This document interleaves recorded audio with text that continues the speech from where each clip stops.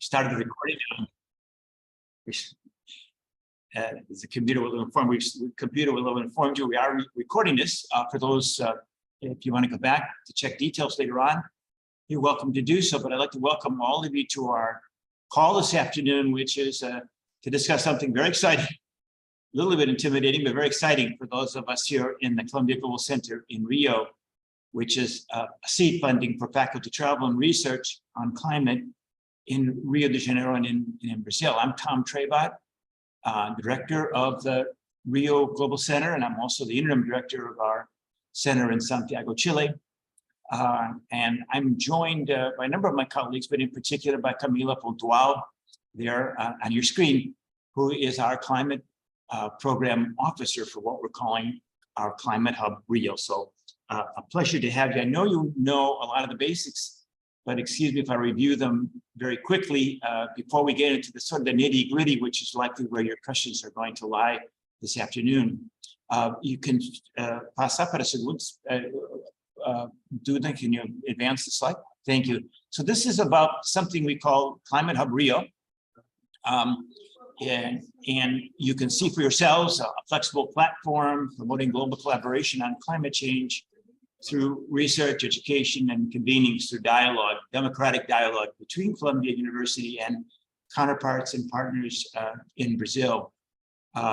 The Climate Hub was announced with great fanfare in Rio 2 months ago, and in March of this year. We start out with support from the city of Rio, the city government of Rio. The mayor of the city is a friend of Columbia University for a very long period of time. And he's also a leading environmentalist among the world's mayors, former president of the C40 group of resilient cities. So it starts with significant public funding. This is what we have now, sponsored funds. It is a 2-year program initially. It is renewable. But it is something that caught the attention of a lot of people here in Brazil. We had support at the event which launched it. You see the picture there from various representatives of the federal government, including a personal emissary of the president of Brazil himself. So it caught a moment, the announcement of Columbia Global's Climate Hub Rio, and it obviously is catching a moment with Columbia University's all-in commitment to deal with the great global challenge of climate change. This, for those of you from Columbia, you'll recognize the 4 purposes. They're becoming more and more familiar to all of us as time goes on. The Climate Hub Rio will seek to touch all 4 of the purposes, which, to remind you, are obviously research, teaching, and service. For service, think things like policy-oriented research and so forth, but including also social impact. We want to have an effect at the community level. So we're combining, the best of Columbia all across Columbia, delivering practical data-driven solutions for governments, business, and civil society in Brazil and around the world by learning the lessons from Brazil.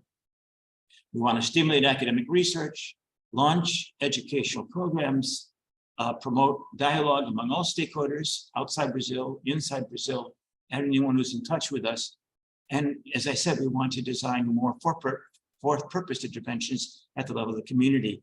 The next slide kind of puts it in more graphic form, what we're trying to do here. I don't think it'll terribly surprise you. Our commitments under the grant with the city of Rio are to stage events.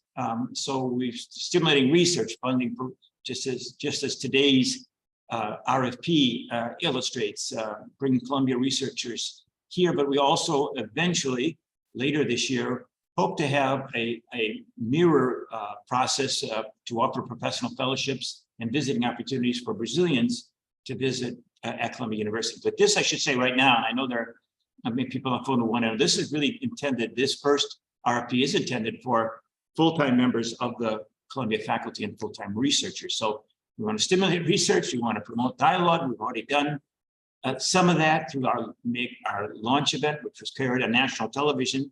Doesn't happen very often. We have an international conference scheduled at Columbia University at the Forum at Columbia called the Brazil Climate Summit. And we have a number of events, large and small, Some of them are quite granular workshops. We've got one of our professors from the engineering school coming at the end of May to deliver such a public event.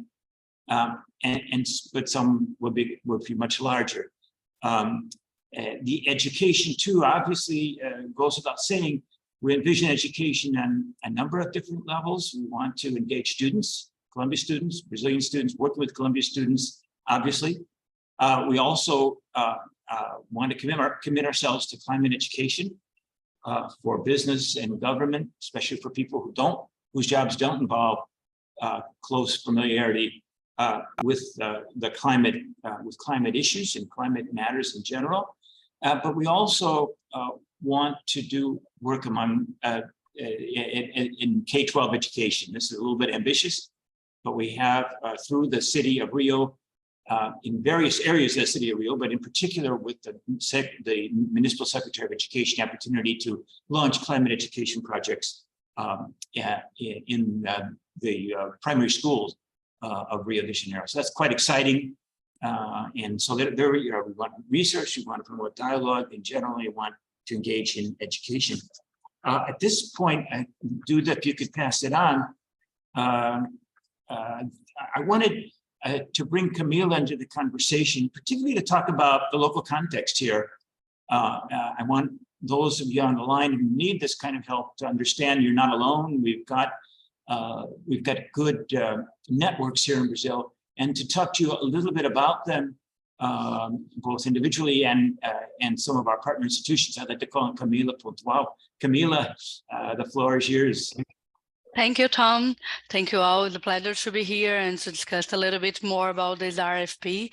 This is a great initiative. This is just the beginning of the Climate Hub. As Tom pointed out, we have several initiatives and it's already soon to be released. And just to guide you through a little bit, this is our technical council. The technical council is formed for some Columbia University faculty members. You might know some of them, you might even work close to them, and other Brazilian stakeholders. All of them work on climate change, some of them on foundations, other in grassroots movements, other on the government sector, but all of them are key partners and guide us through the programmatic agenda and help us develop this agenda. Duda, can you pass for the next slide, please? This is the academic and government parts that we are working with. This is not a list that necessarily you have to work with them, just one of the partners that we already have conversations and collaboration together. If you, on your proposal, we're already going to work with them on others, that is not a problem, just a couple of them to show. This is going from government, federal government, state government, agents for promote research in Brazil, and also university in Brazil. Duda, can you? This is the community partners. This is a couple of organizations, and this is going from very local organizations to more grassroots movements to major NGOs in Brazil and foundations that are working on themes of sustainability in cities, but also sustainability in forests and other topics. All of them have been very established in Brazil for a couple of years, and some of them are related to the technical council members. All of them have been talking with us on developing partnership and foster this. You can, again, as this RFP aims to focus on promote collaboration, work with them, but also can be other ones that are not here, but this is just a list. Duda, can you pass a little bit?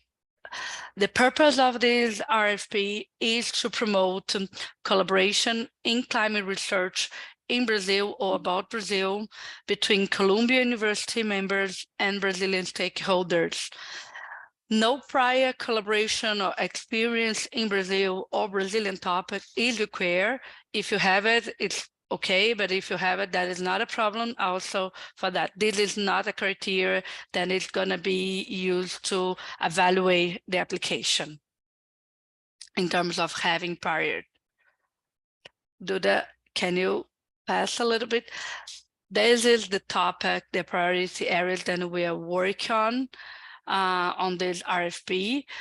This is a major topics. We understand they're quite broad, like going urban sustainability on transportation, climate education, public health, on innovation for green economy, on energy transition, nature-based solution, carbon market, biomass.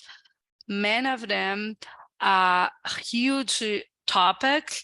We want to take advantage of understanding what is the most pressing issues of what you want to work with.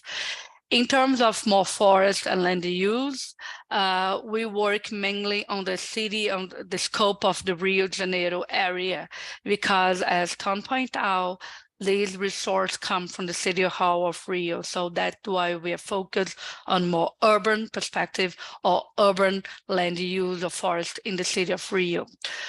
And also there is a focus on the fact of climate change on vulnerable population, mainly because one of our guiding principles inside the Climate Hub is climate justice. Tom, I think the next slide is on you. Thank you very much. This is thank you, Duda. No, acho que pulou, não foi? Maybe I'm the one that did. I'm sorry, Duda. Yes, go to the next one, Duda. Yes, these are the three types of awards that we're offering. I'll go very quickly here. I think you know it. One are just individual faculty research and travel support to Brazil. And we're thinking maybe newcomers to Brazil will find that particularly interesting. The second are workshops, small conference grants for proposal preparation. They can take place at Columbia University, or they can take place here in Brazil. And the third category are those that are more student focused, that involve interactions between Columbia faculty and students with stakeholders, faculty members, researchers here in Brazil, and local Brazilian students ideally. And those are the largest awards that we're offering right now. So those are the three categories that we have.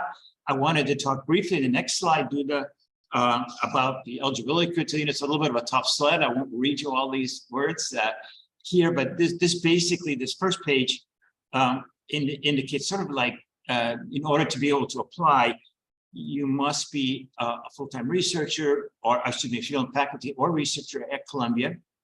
And as Camila underlined, no prior experience in Brazil is required. You must be eligible to serve as a PI under Columbia University, existing Columbia University guidelines. The research topic should be relevant to the city of Rio, preferably, but obviously we'll be flexible on that as well, as long as we can showcase your results here in Rio. But basically, we're looking for projects that in the first couple of years of this Climate Hub will show an impact to the citizens of the city, that it is concerned with problems that affect their real lives. The faculty lead on the grants is expected to spend time here in Rio. That's not a hardship, I assure you. And the time commitment, I know, may vary from a little while to maybe just a short visit, but we do want that personal touch is important. The grants, we'd like them to start, initiate substantive activities on the project no later than September 1, so that hopefully gives most of the summer, or a good part of the summer months anyway, to get it started, and then substantially complete the activities by April 30th of next year. We are requiring some kind of a tie-up, a partnership, a collaborative undertaking with Brazilian research institutions, faculty members, and so forth. So, and we can help you with that. And on the one hand, if we say no prior experience is required, well, how are you going to have that partnership? Well, I think that's where the Global Center comes in to help you with that. And my experience with the faculty is almost everybody has had some contact already with Brazil, even if you haven't been in Brazil yet. So those are sort of the kind of like the starting points. I would only say one thing, that we do hope to offer a similar RFP next year. I won't talk about that right now, but we do want to, and ideally beyond next year as well, But this is just for this first year of the Climate Hub. The second criteria are more factors that we'll bear in mind to kind of filter through the proposals. We're grateful for any proposals that you provide us, and we'll help you to work with them to the best of our ability. But what we'll be telling the review committee of faculty and local advisors here in Brazil is that we're looking for interdisciplinary collaborations. After all, it's an all of Colombia, a whole of Colombia initiative work on climate. So we'd like to see efforts made at collaboration within the different units of Colombia. We'd love to see involvement by students, strongly encouraged.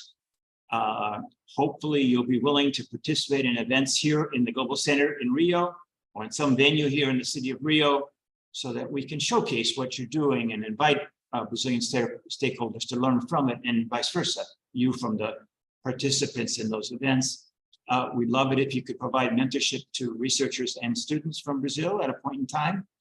And that in looking at monitoring and evaluation and learning, obviously clear objectives, defined activities, and rigorous approaches for measuring outputs, that is to say what products will be produced, a workshop, a paper, a webinar, or whatever, and then the outcome, what you anticipate to be the impact of those outputs of that product. And then I think finally, what you think this grant, and granted it's seed funding, we know that it isn't enough to carry out full-scale research for a long period of time, but what might be the chances that it would lead, as a seed funding should, to a larger project in the future? So I think that's kind of the way we'll be looking at it. Duda, can you go to the next slide, and then I'll get out of the way here. These are just kind of the nitty-gritty of how to get onto the submittable platform used by Columbia Global. We've got some the different templates that you'll be using. Let me skip over this, Duda, to go to the next one. Those are the budgetary guidelines. I think it's pretty standard. We're using Columbia Global procedures here that you must be, or many of you are familiar with already. Restrictions on what can be paid for and what cannot. And now obviously we're unable to pay for, with small grants like this, to pay for faculty compensation or purchase of equipment and so forth. And travel, economy class only, but that's doable, I assure you, and shouldn't be an obstacle. So that's a little bit on the budgetary guidelines. Again, details are in those links that you saw a little earlier. And do the next one, please. I think these are just a few of the questions we received already, and we're really hoping that you'll test us and with other questions and issues that you have, or all our faculty from all Columbia schools. Yes, we only require that the proposal lead be eligible to be a PI for Columbia guidelines. The proposal says research scientists, but I want to clarify that all full-time researchers are eligible at the university, eligible to apply for these grants. Can you apply to more than one type of award? Not as a PI, no, but one can apply as a PI on one type of award and as a collaborator on another type of award. And then finally, do the next page, is there one more? And that I think we've made clear to you already, that not having any context in Brazil shouldn't stop you if you've got good ideas and motivation and want to work in Brazil. We can do our best. Can't always succeed maybe, but we'll do our very best to make sure that you can find those contacts. That was the purpose of having Camila talk to you about our local connections here in Rio. We've been the Columbia Global Center, of which the Climate Hub is a part. It's been here for 11 years. So during that period of time, a lot of networking has been done. So we're optimistic we can find reasonable people for you to speak to if you're in need of a partner. So that is it. We've prepared for this. We're looking forward to this session. All questions and answers are, all questions are welcome. Answers will be forthcoming to the extent of our ability. Those we can't answer, you'll understand if we'll get back to you in an email following the event when we clarify procedures at Columbia. We haven't done this before in the Columbia Global Center, so there's a little bit of learning. You'll probably have noticed that already. A little bit of learning by doing as we go for this first RFP, but hopefully things are clear and with that, I will retreat from the stage and look for you to use those. We're all very familiar with these little control buttons at the bottom of our Zoom screens. Raise your hand, please, if you've got a question or an issue or would like to make any kind of a comment. And thank you again for joining us.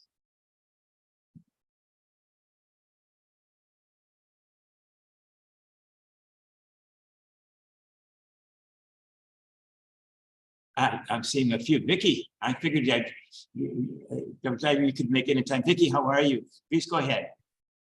Thanks. So I have a question about the timing. So the project should start before September 1st, 2023. That's basically before the end of this summer. Yes. And so you just make the call, we'll make, the call is in June, you'll make decisions, I assume, by the end of June or early July. Yes. But it should be started this summer. Yes, Vicky. I mean, mostly already have summer plans. I mean, this is, if we're not, if we're not planning to start this summer and one could go, like, say, in the second semester, the problem is January and February is very hard to work in Rio, right? And I don't even know when the carnival is, but you don't want to be there during those times because it's impossible to do anything. Vicky, yeah. Thank you, Vicky. Yes, I think you've got it right. If we had our druthers, as they say, we would have started this earlier and the whole process would have gotten started earlier, but it only came together at the beginning of this year.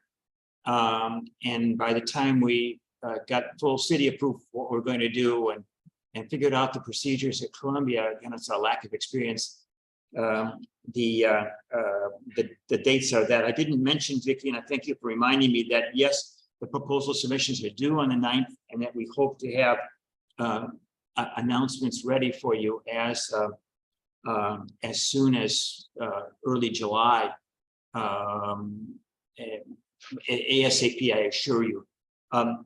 We are going to have a second round, Vicky, that I'm not authorized to say yet when that will come out, but in time to, I think, be one that will allow the researchers to take advantage of the full calendar year in 2024. Okay, that's useful because it seems hard to change summer plans. Yes. So late in the game. Thanks, Vicky. Radhika. Thank you, Tom, and hello, Camilla. Thanks for the great presentation. As you know, we are interested, Center for Sustainable Development is interested in the climate education part. We were wondering whether, so two questions. One is on the programming side. I know you mentioned that research can be funded as well as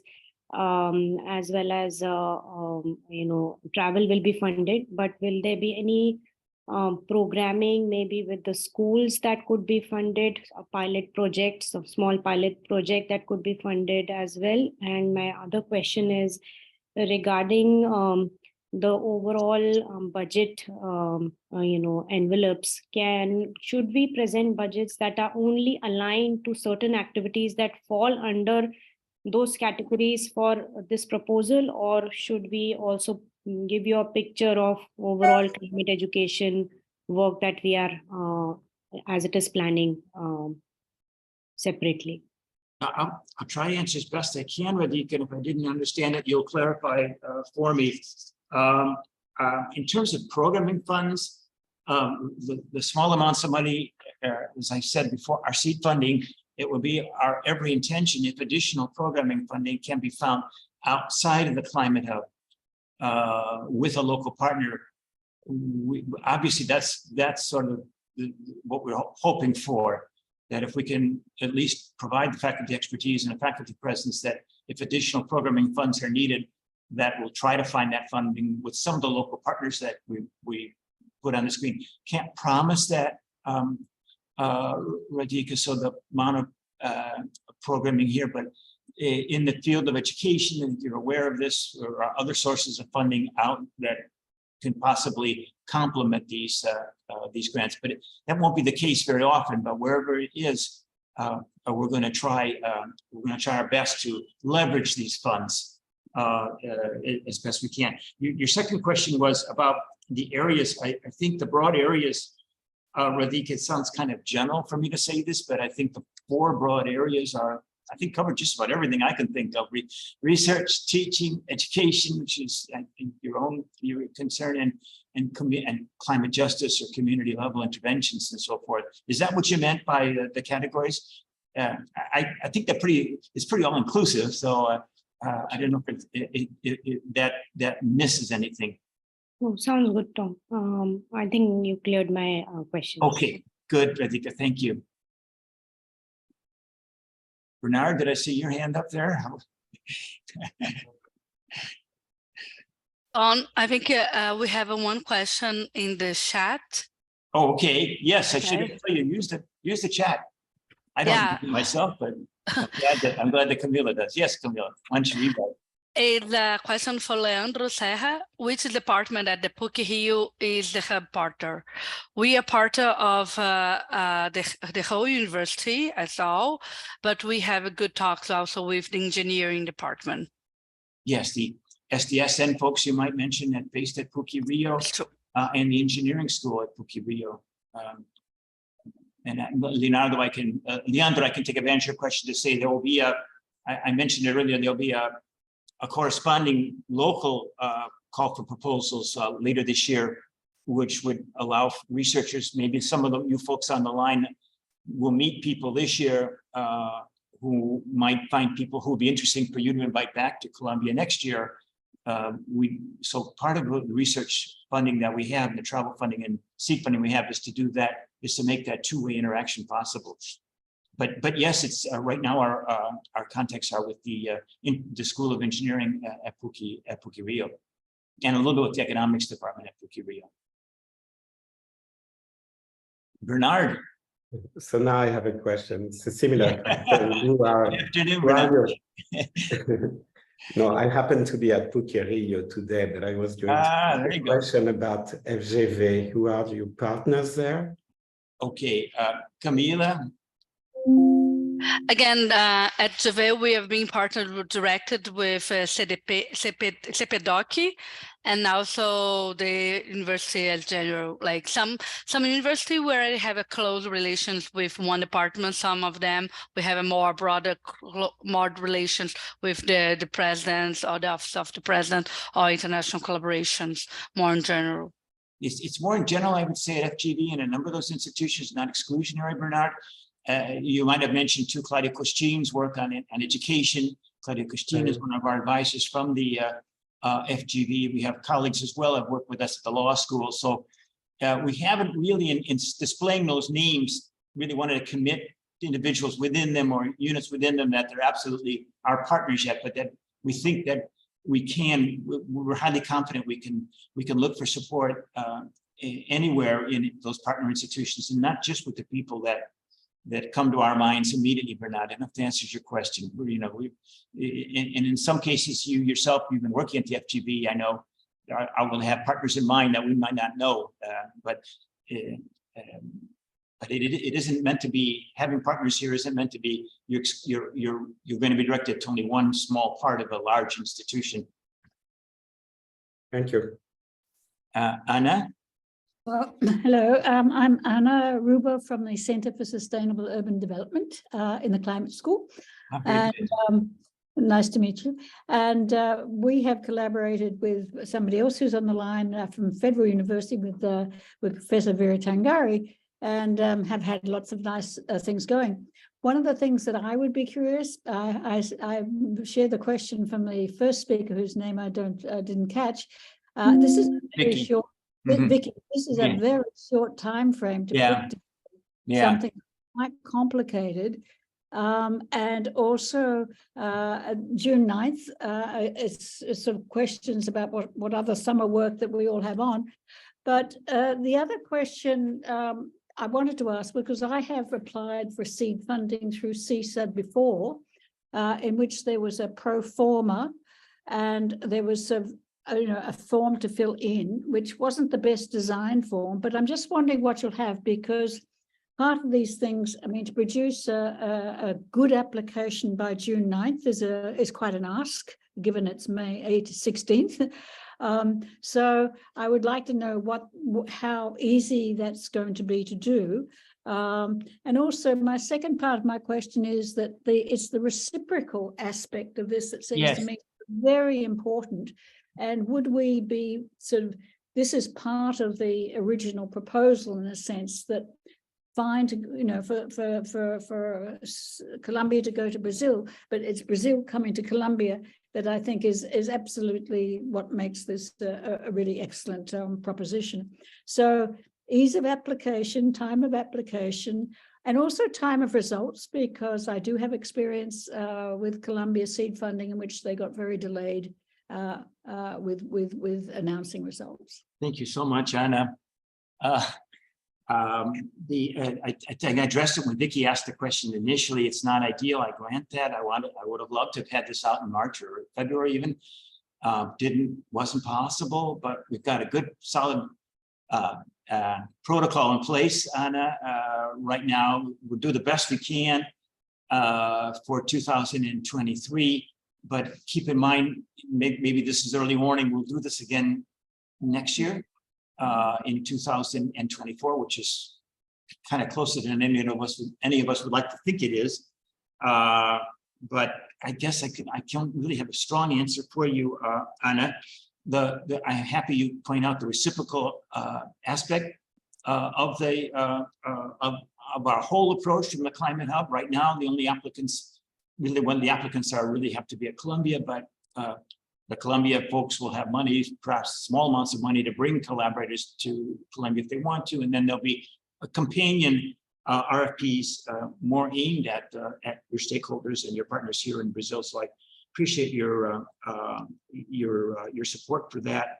The ease of application, I'm totally going to be seeing this for the first time myself. So, but it seems to me that the submittable platform created by, maybe I'll ask Anne Shenebone, who's on the phone call now from Columbia Global. I think one of your questions was about the platform and the ease of application. Anne, can I put you on the spot? If not, you don't need it. But if you could address that question. Yeah, we really designed it in such a way that it will hopefully not be a not feasible lift. I'm actually going to put in the chat a link to basically all of the things you'll be asked for. We put them in this PDF so that you can view all the proposal questions and components in this separate PDF. So hopefully that link works for you and you can peruse it. Yeah, again, it's really designed not to take as much time as some proposals, like for the US government, take. Maybe that's a low bar, but we did try to facilitate this as much as possible. And Anna, and thanks for your question, and welcome Professor Tangati to the call as well. Thank you for being with us this afternoon. Nikar, do you please? Yes, good afternoon, and thank you so much for sharing this very helpful information. Yeah, I'm Nikar Gaikwad. I'm in the Political Science Department. And I just had a question regarding the call for proposals. Would the call be open for proposals for research projects, either this year or in future calls, that are based in Rio, or have to deal with Rio and surrounding areas, but are embedded within a broader research project that might look at cities in other parts of the world, engage with global centers in other parts of the world? That's almost exactly what we have in mind, Nikar. Thank you for clarifying that. I think we want, with this funding, to involve Rio, two things. We want to involve Rio in global conversations. So research that's going on anywhere at the university that hasn't included Brazil, this is an opportunity to insert Brazil in that. And then vice versa. We want with this to be a way that Brazilian, such a critical global South participant in climate change. We want that experience to be better known in some way globally. So that's an emphatic yes to what you're saying, an endorsement of that idea that I think a lot of times, maybe this goes back to some of the questions we've received already this afternoon, there could be ongoing research already, and what we're hoping is that an addition, that ongoing research design can be extended with this funding to include a case study of Rio. And also, maybe a little bit the politics of it all, since you and others on the call from the political science department, a little politics of this are we want to be able to showcase Rio as a place where important conversations on climate are occurring. This is a city where first Earth Day was held here. It's a city that has every conceivable opportunity, every conceivable problem related to mitigation and adaptation. So I think it merits and it deserves a place where important discussions of global events occur. Thank you.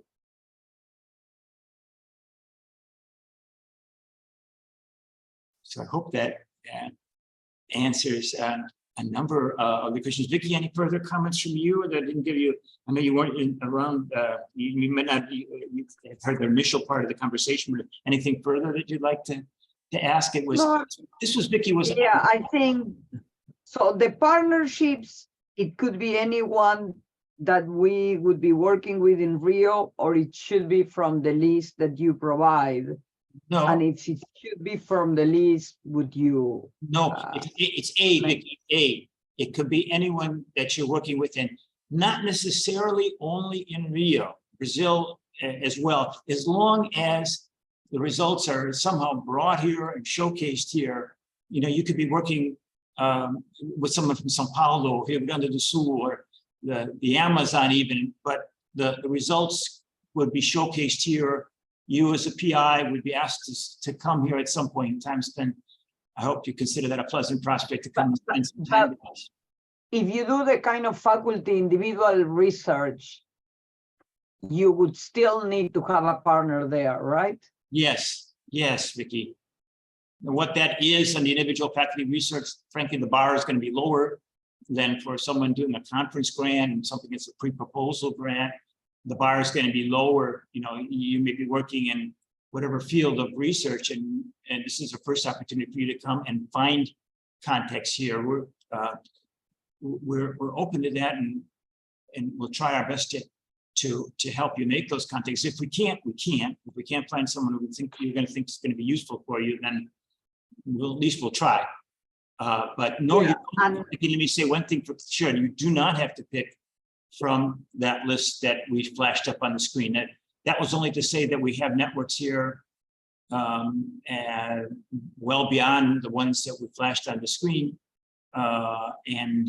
So no, you're not confined to the ones we've mentioned by any means. It's hard enough to do this research, right, without forcing you to work with individual organizations here if they're not the ones that are best suited. Yeah, and so when you say it should be not started before September 1st, means that if you travel, you need to travel before September 1st, right? And having some output by April 30. Well, I think it says there, we debated that, Vicki. We anticipated this question, and I tried to put myself in the shoes of the faculty who's applying and already has summer plans. It says priority will be given to projects that can be launched no later than that. I think we do need to show results. The pressure is on us here to show results. The timing is not great for Columbia, but it only means that that's a priority, Vicki, rather than an absolute requirement. It's not exclusionary if so you could do the traveling in the beginning of 2024 as long as it is before April 30. Yeah, that's correct. As long as it's substantially begun between September 1st, and that could be done remotely. The travel could occur sometime after September 1st, and then the bulk of the activities, there's always some wrap up and some things that don't get quite done at the final deadline, but the wrap up could be done by April 30th. So it's quite flexible in that regard. I hope it's flexible in that regard. I understand what you're saying about travel in the summer may be difficult for most of you, but the travel doesn't say the travel has to be done before September 1. I just thought that was the time you'd be freer to travel. I see. And you foresee to have another call early 2024? That's correct.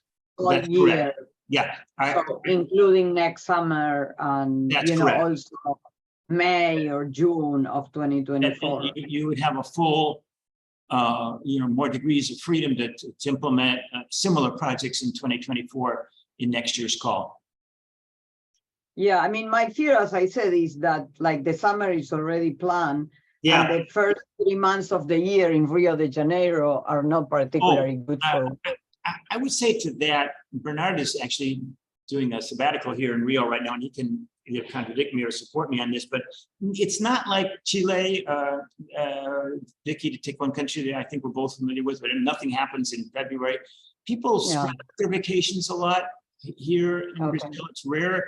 The Carnival is an exception. That's one week period in late February, early March, where really nothing's happening. It doesn't make sense to be here other than to enjoy it.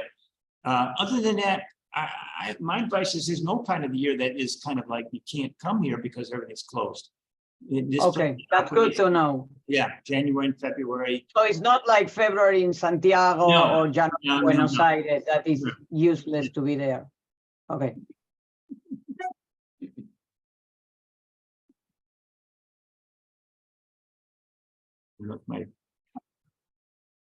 Okay, everybody, I don't want to keep any longer than I need to, but we're happy to answer any questions, or if you need to ring off, please don't feel obliged to stay. But if there are any further questions, I hope that's been helpful.